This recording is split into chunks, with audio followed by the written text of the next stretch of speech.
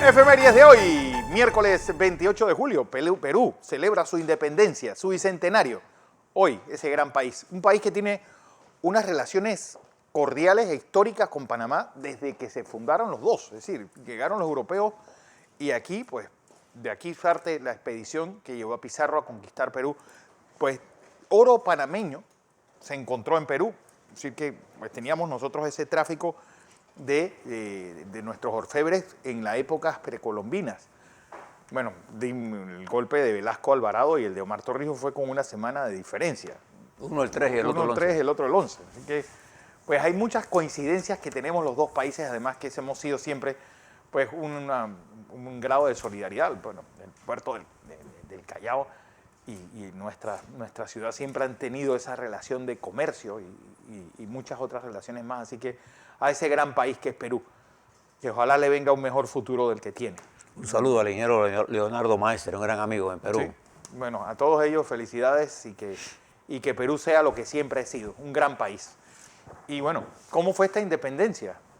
Pues ahí se fue una especie de lugar de encuentro de los ejércitos del sur comandados y acaudillados por San Martín y los ejércitos que venían del norte de Sudamérica, pues acaudillados por Simón Bolívar.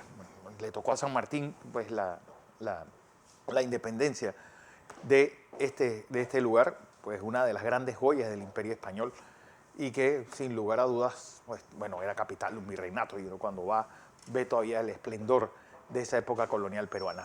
Hoy también es el Día Mundial contra la Hepatitis. Es una enfermedad que es mucho más común de lo que todos creemos y que da muestras muy rápidamente. Así que uno siempre, pues, echarse y chequear, porque es tal vez uno de los órganos más importantes de nuestro cuerpo.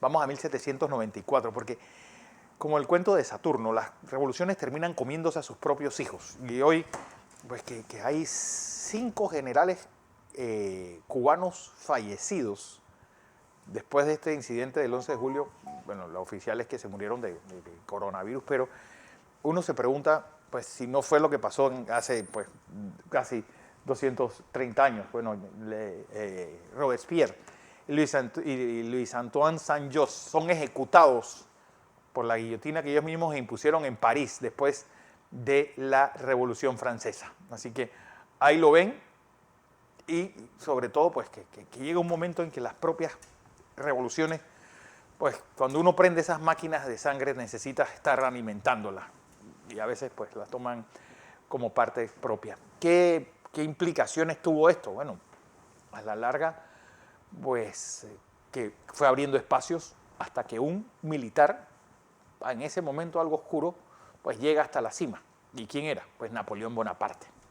Vamos a 1821, porque hoy en Lima el general argentino José de San Martín, y ahí lo tienen, proclama la independencia del Perú. Recuerden que esas independencias se proclamaban y después, vamos a ver cómo salimos adelante con eso. Se fue consolidando y se consolida unos meses después. Igual la Revolución Americana, después de que ellos firman su declaración de independencia, hubo meses en los cuales se tuvo que pelear contra los ingleses, bueno, hasta esa batalla en Saratoga.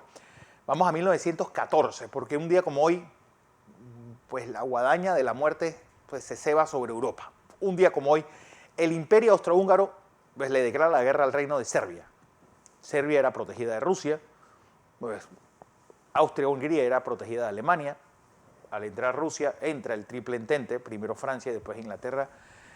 Y bueno, se pone en marcha esa máquina bestial de muerte. A mí siempre me llamó la atención porque el 28 de julio de 1994 yo estaba en Europa y alguien que tenía una visión clara de lo que pasaba en el mundo era François Mitterrand. Exactamente en el 80 aniversario del inicio de la Primera Guerra Mundial, él aparece sorpresivamente en Sarajevo, como diciendo, señores, aquí se empezó el polvorín y una guerra que hasta que llegó la Segunda Guerra Mundial se le conocía como la Gran Guerra. Para el hombre de combate, la Primera Guerra Mundial fue mucho más mortal que la Segunda. Y decía François Mitterrand en ese discurso, bueno, y en esa, a veces una imagen vale más que 1000 palabras, y llegar él pues a ese aeropuerto de Sarajevo, con Sarajevo sitiada todavía, fue impactante y habló sobre este hecho y sobre ese 28 de julio de ese 1914 y el inicio de esa maquinaria de muerte que cambió totalmente el mapa de Europa y el mapa del mundo. Vamos a 1943, porque hablando de otra guerra en Alemania, un día como hoy, pues en el marco de la Segunda Guerra Mundial, los ingleses empiezan el bombardeo de las ciudades alemanas, principalmente Hamburgo. Pues la operación se llamó Gomorra, pues 42.000 muertos. Y uno, si uno lee la biografía de ese momento, Hamburgo, pues tal vez después de Berlín era la ciudad menos nazi de toda Alemania. Un puerto, como buen puerto, tenía una imagen mucho más pan-europea que el resto de Alemania, de la Alemania mediterránea. Lo importante de esta relación entre Hamburgo e Inglaterra, que también hay que reconocerlo, para los ingleses Hamburgo se convirtió en los años 50 y 60 en un lugar de diversión. ¿Quién lo diría? 20 años después solamente, tanto que los Beatles nacen en Hamburgo, como grupo de animar las tabernas en este puerto alemán.